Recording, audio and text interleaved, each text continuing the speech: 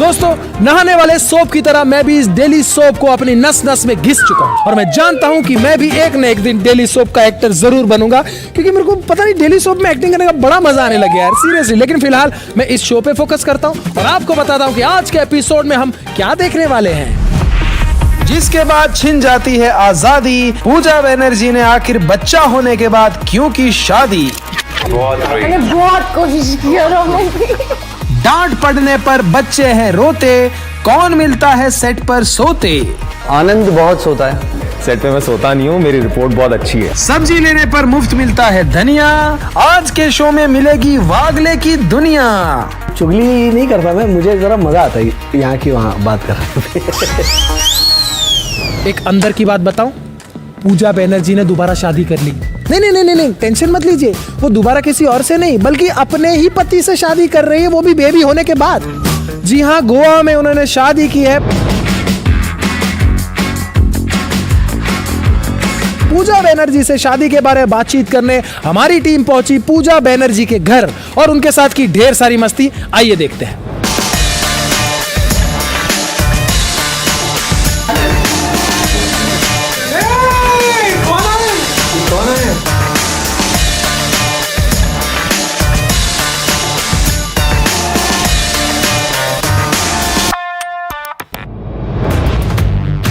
इतने cute couple ने आखिर बच्चा होने के बाद दोबारा शादी क्यों की, आइए इन्हीं से जान लेते हैं। यार शादी, अब देखो वो तो पेंडिंग ही थी ना शादी तो, क्योंकि मुझे ऐसा था ऑनेस्टली, जब हमने लीगली कोर्ट मैरिज जो किया था वो तो करना ही था, वो करना पड़ता है। जैसे death certificate, birth certificate, marriage certificate चाहिए होता है। बट इसका मतलब ये नहीं कि यार बेबी हो गया तो अब मेरे जो ख्वाहिशें थी और विश थी हमारा, ये मेमोरी कैसे बनता है यार। मतलब अभी ये जो शादी का एटलीस्ट एल्बम रहा या जो हम वीडियोस हैं देखेंगे कभी कभी, ये मेमोरी चेरिश करेंगे तो अच्छा लगेगा ना, वरना ये सिर्फ कोर्ट मैरिज की फ़ोटो लेके क्या कर लेते। ऑफ कोर्स शादी तो करनी थी यार, क्योंकि हमने कार्ड्स वार्ड्स भी छापे थे। पर कार्ड्स में अभी इससे बोली कि कार्ड्स निकालो, कहाँ है 200-300 कार्ड्स थे, तो उसमें हम डेट वेन्यू चेंज कर देंगे और दे देंगे। तो ये बोल रहा है मैंने तो रद्दी वाले को भेज दिया। क्या करता मुझे पता भी नहीं है। मारवाड़ी लोग यही तो करते हैं। कोई भी पैसा वेस्ट नहीं होना चाहिए, सारा पैसा जो अपना है वो अपने पास। वो तो हमारे वैसे भी फ्री के थे, बट मैंने नहीं, इसके भी पैसे आने चाहिए, तो मुझे इसके भी कुछ मिले होंगे 75 रुपए। चलिए, शादी के बारे में तो जान लिया, लेकिन इस लवी डवी कपल में से किसने किसको पहले प्रपोज किया? किसी ने किसी को प्रपोज नहीं, झूठ मत बोलो, तुमने मुझे बोला था। अरे ये हमेशा मुझे यही बोलती रहती है, मैंने बोला था, लेकिन मैं सच में बोल रहा हूँ, मुझे यही बोला था कि मुझे कुछ कहना है, मुझे कुछ कहना है। तो मैंने बोला हाँ बोलो ना, तो वो बोल नहीं रहा था, बहुत बोलने के पूछने के बाद, और मेरा मन कर रहा था सुनने के। तो लास्ट में जाके आई थिंक घर जाने के बाद फोन पे ही सेड कि I think I started liking you, बस इतना ही। फोन पे मैंने बोल दिया, बस फोन को बोला मैंने, उससे ज्यादा कुछ। और फोन ने पूजा को बोल दिया। पूजा और कुणाल ने हमें ये भी बताया कि इनकी पहली रोमांटिक मुलाकात कैसे हुई थी। पहली मुलाकात इनसे बालाजी के सेट पर हुई थी, जहाँ पर ये ऑलरेडी जो शो में मुझे लेने वाले थे उसमें ऑलरेडी वहाँ के वो शो की हीरोइन थे, और मैं वहाँ पे अपनी मॉक शूट के लिए आया था। और उसने कुछ कुर्ता पहना था, तुमने ये ब्लैक शर्ट ही, ये शर्ट नहीं बट ब्लैक शर्ट ही पहना था। तो बस मैंने गोरी बिल्ली को ग्रीन सलवार सूट में देखा, वही मेरा पहली बार जब मैंने इनको देखा था। भाई लड़का था राजस्थानी और लड़की थी बंगाली, तो शादी किस रिवाज में हुई ये भी बता दीजिए। देखो, बारात लेके जब लड़का आता है ना तो लड़की के घर पे आता है, और शादी करके जाने के बाद लड़की लड़के के घर में आती है। तो जब लड़का लड़की के घर में आता है तो लड़की वालों की तरफ से जो होता है वही होता है। तो it was a Bengali wedding, but obviously उसके बाद जो मैं इसके घर पे गई, फिर इनके जो रीति रिवाज होते हैं वो हमने किया।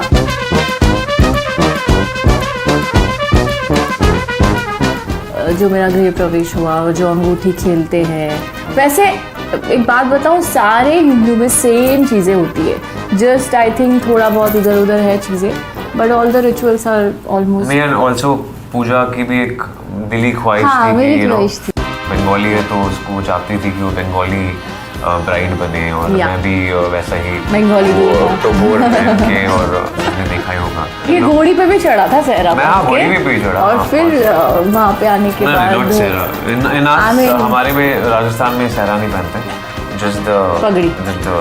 I mean that's a सहरा only. वैसे हमने इनसे ये भी पूछा कि विदाई में वो रोना धोना हुआ या नहीं। बहुत रोई। मैंने बहुत कोशिश किया रोने की। नहीं यू वर क्राइंग ना, फिर सब आ गए तुमको। वो तो मैं फेरों के वक्त रो रही थी, मैं इमोशनल हो नहीं ये रो रही थी इसलिए बारिश आ रही थी, सोच रही थी बारिश आ जाएगी अब मेरा नहीं ये नहीं भी नहीं, मैं फेरे इतना मैंने शादी के खर्चा बाद किया। रो रही थी मैं। बट मैंने विदाई में बहुत हंसी हूँ मैं, क्योंकि मुझे जो करना था ना वो चावल, तो मुझे एक्चुअली कोई नहीं था उस वक्त, तो मम्मी ने बोला ये रस्म तो करनी पड़ेगी तो यहीं कर ले होटल में। तो मैंने मम्मी ने बोला था चावल पीछे कुछ बोलना था और फिर पीछे उनके आंचल में चावल, तो मैंने तो चावल फेंक दिया और इतना सारा लेके ऐसा फेंका, वो पूरी नहा गई चावल में। तो बोलती इतना थोड़ी, ये क्या खुन्नस थोड़ी निकाल रही है तू। तो मैं बहुत हंस रही थी विदाई के टाइम पे, मैं रोई वोई नहीं हूँ।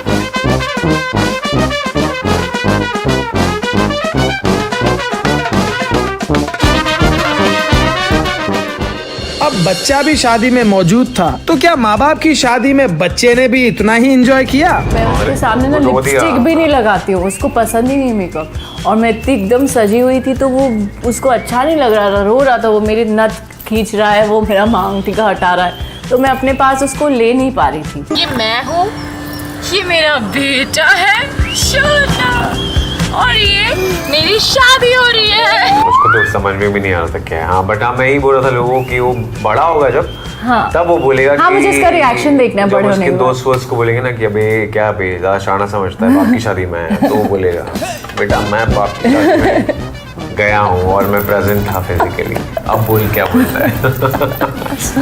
वैसे कमाल की बात है, बच्चे ने अपने ही माँ बाप की शादी अटेंड की और शादी के बाद मम्मी पापा के अंगूठी वाले गेम को भी अटेंड किया। तो हम ये खेलने वाले हैं, पहला राउंड शुरू करेंगे, पूजा हारने वाली है एज यूजुअल, लेट्स सी। एक मिनट मैंने ऐसा थोड़ी है, नहीं मैंने क्यों स्टार्ट बोला क्या जीरो? स्टार्ट नहीं, मैंने डाला ही नहीं था, मैं मुझे बातों नहीं बातों पता, में मुझे नहीं पता। ऐसे नहीं, चलो 1 point। नहीं 1 point नहीं, चलो अच्छा एक तुम मिनट, थोड़ी एक डाल मिनट। सकते हो।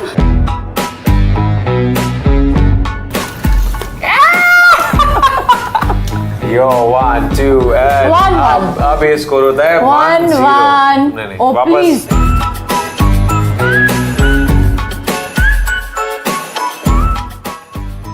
कैसे कर रही है? चलिए यहाँ तो पूजा ने बाजी मार ली, लेकिन हमने इनके साथ एक और मजेदार गेम खेला। ओके हाँ ये आटा है, ये आटा है। थोड़ा सा लो लोई, गोल करो उसको हाथ में ऐसे। हाँ मुझे सिखाओगी? हाँ। मैंने तो ऐसे कहा है। Oh please.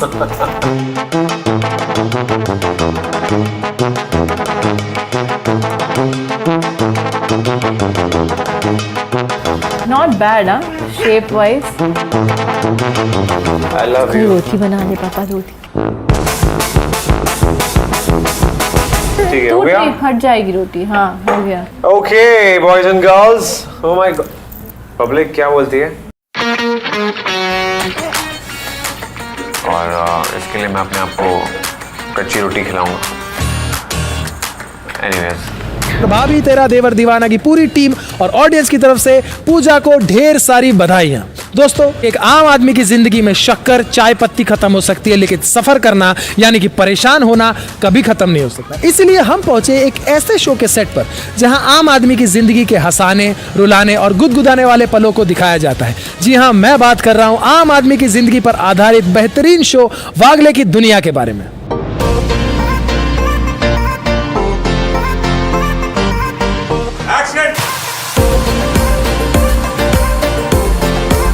मुझे अभी भी विश्वास है कि हरिश्चंद्र खरे मुझे धोखा नहीं देता। पुराने वागले की दुनिया और नए वागले की दुनिया में क्या फर्क है, आइए इन्हीं से जान लेते हैं। 32 सालों में जितना बदल गया है उतना वागले के सर्कमस्टांसेस भी बदल गए हैं भाई। वागले जो आपकी ज़िंदगी का चित्र है वही उतारता है, जो पहले था वो अलग था, अब कुछ और है। नई पीढ़ी, नए लोग। फर्क तो बहुत है। 35 साल हो गए उस वागले को दुनिया को, सारी दुनिया इधर की उधर हो गई है, बहुत कुछ चेंज हो गया है। पर वो चेंज हमने यहाँ पे भी जब हमने चेंज लिया तो वो चेंज भी ऐसा लिया कि मर्ज हो गया वो जो अभी आजकल रोज़मर्रा की ज़िंदगी में जो बदले हैं, बच्चों की सोच बदली है, बच्चों का पेरेंट्स के साथ बोलना बदल गया है, डिस्कस करते हैं। ये सब तो पुराने ज़माने में हुआ नहीं करता था। तो वो वैसे चेंजेस हमने लाए जो अच्छे चेंजेस हैं, और वो लाने ज़रूरी भी थे, नहीं तो वो 1950 का वागले की दुनिया लगता। तो जो हुआ है चेंजेस वो बहुत अच्छे हुए हैं। एक मिडिल क्लास परिवार अपने बजट से जुड़ी समस्याओं को कैसे सुलझाता है, आइए इन्हीं से जान लेते हैं। ये तो मुझे लगता है हर मिडिल क्लास फैमिली वाले मानेंगे कि बजटिंग तो हर चीज़ में होती ही होती है। आप चॉकलेट भी प्राइस देख के ऑर्डर करते हैं, तो गुलदस्ते और गुलाब का इशू तो चलता रहता है। नहीं, ऐसा है कि जब प्यार होता है ना, तब क्वांटिटी नहीं देखी जाती, वो भावना देखी जाती है। तो मेरे ख्याल से प्यार जो होता है ना, वो आप मटेरियलिस्टिक चीज़ों के साथ कंपेयर नहीं कर सकते, और कंपेयर होना भी नहीं चाहिए। जहाँ तक राज और मेरा रिश्ता है, एक टिपिकल मिडिल क्लास का कपल है जो कि एक दूसरे से बहुत प्यार करते हैं, लेकिन हाँ, नोकझोंक भी होती है छोटी छोटी चीज़ों को लेके, पर वो नोकझोंक से हमेशा उभर के आते हैं, उनका प्यार हमेशा जीतता है। हमने इनसे ये भी जाना कि घर में बजट का हिसाब कौन रखता है। अभी एक एपिसोड हमने इनफैक्ट बजट पे किया था, जिसमें राज प्रूव करने जाते हैं कि मैं बजटिंग बेटर कर सकता हूँ और तुम ज़्यादा फिजूल खर्ची कर रही हो, और उसमें एंड में by the end of episode हमने ये दिखाया कि वरना जो छोटी छोटी फिजूल खर्चियाँ कर रही थी वो एक्चुअली फैमिली के लिए ही थी। कुछ कुछ चीज़ें ऐसी होती हैं जिनको आप क्वेश्चन नहीं करते कि भैया ये खर्चा क्यों किया, वो पैसे कहाँ गए।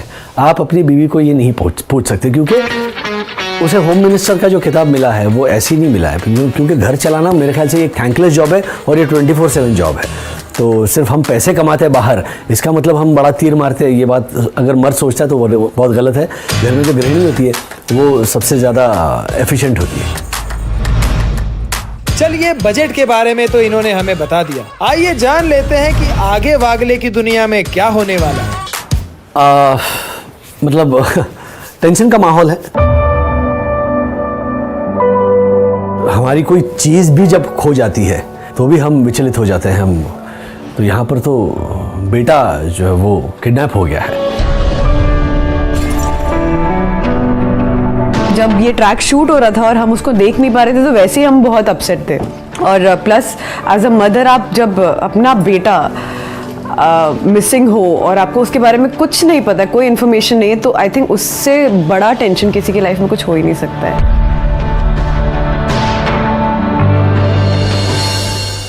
चलिए, ये तो बात हो गई शो में आने वाले ट्रैक के बारे में। अब इनसे जान लेते हैं कि इनके सेट पे सबसे ज्यादा चुगलखोर कौन है। सुमित जो हर्षद बनते हैं, अमित, और दीपक जो जोशीपुरा का किरदार करते हैं, उनको हम त्रिदेव कह के बुलाते हैं, 3 मस्केटियर्स भी बोलते हैं। तो तीनों कॉन्स्टेंटली चालू रहते हैं और सबको तंग करते रहते हैं। शायद मेरा ही नाम लेंगे सब लोग, क्योंकि मुझे पता है कि इससे आपने ये सवाल जिससे भी पूछा होगा उसने सुमित राघवन का ही नाम लिया होगा। लेकिन चुगली नहीं करता मैं, मुझे ज़रा मज़ा आता है यहाँ की वहाँ बात करने में। चुगली के बाद हमने इनसे जाना कि सेट पे सबसे ज्यादा सोता कौन है। यहाँ अलाउड ही नहीं है वैसे। मैं काश ऐसा अलाउड होता तो मैं ही सो जाती यहाँ पे। अरे भाई, वो हमारी जो लड़की बनी है सखी, वो बहुत मतलब वो कभी कभी तो मतलब ऐसे दिखती है, ऐसे मुड़ के वापस देखो तो ऐसे हो जाती है। अरे बहुत बहुत, मैं भी हूँ उनमें से एक। इनफैक्ट हमारी एक फोटो है जिसमें मैं, भारती जी और सखी चिन्मयी, हम तीनों एक दूसरे पे लद के सो रहे थे। हमारे सेट के सोफे बड़े कंफर्टेबल हैं, तो उस पर नींद अच्छी आती है। अब जब इतनी सारी चुगलियां कर ही ली है, तो हमने इनसे ये भी जाना कि सेट पर सबसे ज्यादा फोन में कौन लगा रहता है। फोन? अरे भाई, वो तो फोन तो हमारा जो अथर्व वो है, फिर सखी है, सब ऐसे ही। हमारे एक असिस्टेंट डायरेक्टर अभिनव, उन्होंने वीडियो बनाया था जिसमें सारे एक्टर्स मोबाइल पे लगे हुए हैं। हमारी मस्ती यहाँ नहीं रुकी, हमने अपने सितारों को इमोजी दिखाकर हिंदी मुहावरे भी पहचानने को कहा। अकल बड़ी की भैंस, दिमाग है और भैंस है। अकल बड़ी की भैंस, दिमाग तराजू भैंस। हाँ, नहीं आता। ये तुरंत नहीं बताना मुश्किल है। गधे को भी बाप बनाना पड़ता है। मुझे आ बैल मुझे मार। आ बैल मुझे मार।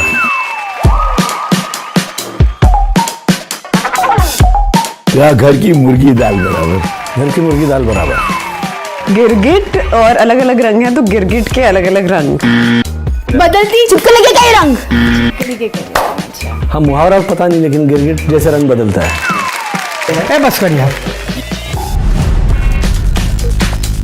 इतनी मस्ती मजाक के बाद सितारों ने हमें दिया एक इम्पोर्टेंट मैसेज।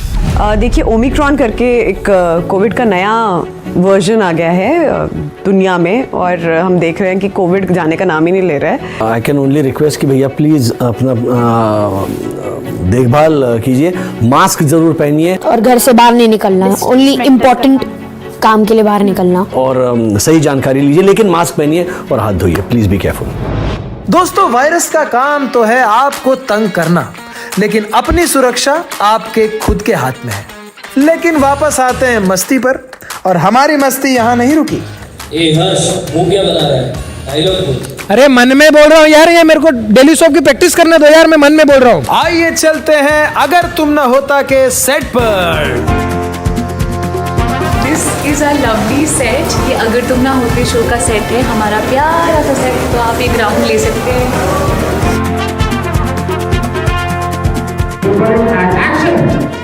आइए जानते हैं कि इस नए नए शो की नई नई स्टार कास्ट को कैसा लग रहा है ये शो करके।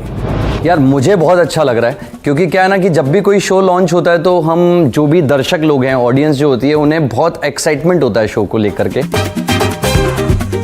You know the best part is कि यहाँ पे सब कुछ ना एक टीम वर्क के हिसाब से होता है, and it's like a family. So I really like you know being here. ऐसा लगता ही नहीं है कि हम शूट कर रहे हैं या हम काम कर रहे हैं। सब इतने अच्छे से घुल मिल गए हैं, इतना अच्छा बॉन्ड है, तो बहुत मज़ा आता है बेसिकली शूट करके। हमने इनसे ये भी जाना कि सेट पर रेडी होने में सबसे ज्यादा टाइम कौन लेता है। देखिए, इसमें मैं सारी लेडीज़ को श्रेय दूंगा, उनका बहुत बड़ा योगदान है रेडी होने में।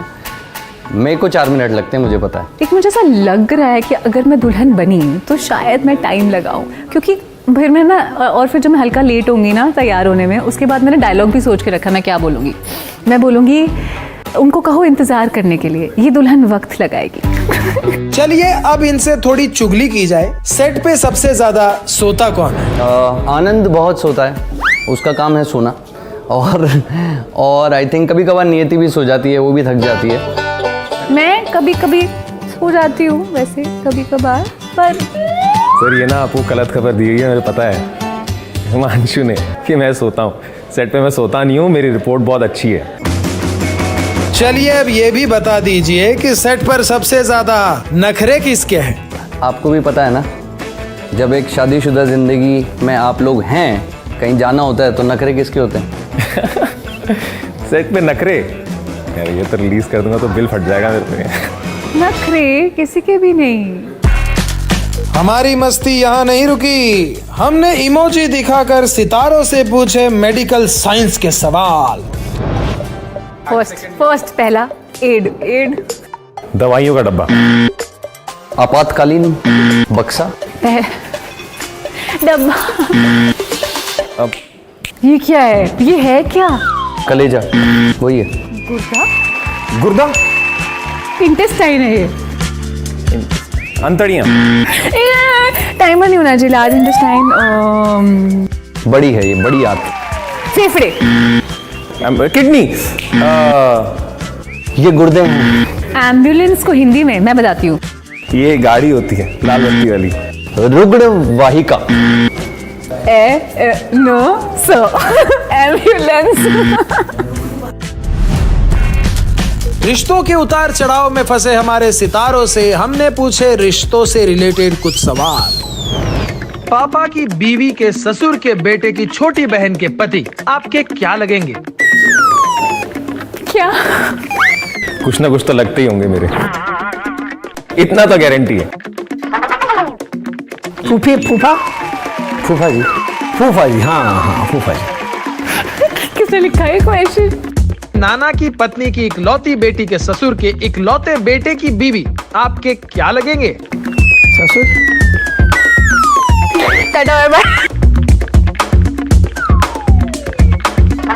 बड़ा मुश्किल सवाल है, ये मैं अपनी पत्नी से पूछूंगा। मेरे भी नाना भी है। दादा। ये तो डिफिकल्ट क्वेश्चन है यार, इसके लिए तो अलग प्रिपरेशन चाहिए। दादाजी। नानी की बहू की बेटी की बुआ के पति के पिता की बेटी आपकी क्या लगेगी? चाची। माँ। इकलौते बेटे की भी मम्मी मम्मी मम्मी। मेरी माँ। मेरी माँ। मम्मा मम्मा हाँ। चाचा के जीजा की पत्नी के इकलौते बेटे के नाना आपके क्या लगेंगे? मेरी बहन। मुझे नहीं हो रहा, पता नहीं क्या है, मैं नहीं हिल रही। कंफ्यूजन है, सॉरी। बुआ। सिस्टर। सॉरी, मैं हार गया, आप जीत गए, मैं हार गया, सॉरी। मुझे गिफ्ट हैम्पर नहीं चाहिए। तो दोस्तों ये था हमारा आज का एपिसोड, जहां मैंने आपको दिखाया कि कैसे मैं भी डेली सोप आर्टिस्ट की तरह मन में बात कर सकता हूं। उम्मीद है आपको आज का एपिसोड पसंद आया होगा। मिलेंगे फिर एक नए एपिसोड के साथ, जहां मैं लेकर आऊंगा टीवी जगत की ढेर सारी गॉसिप और चटपटी बातें। तब तक के लिए good bye, tata, take care. देखते रहिए भाभी तेरा देवर दीवाना।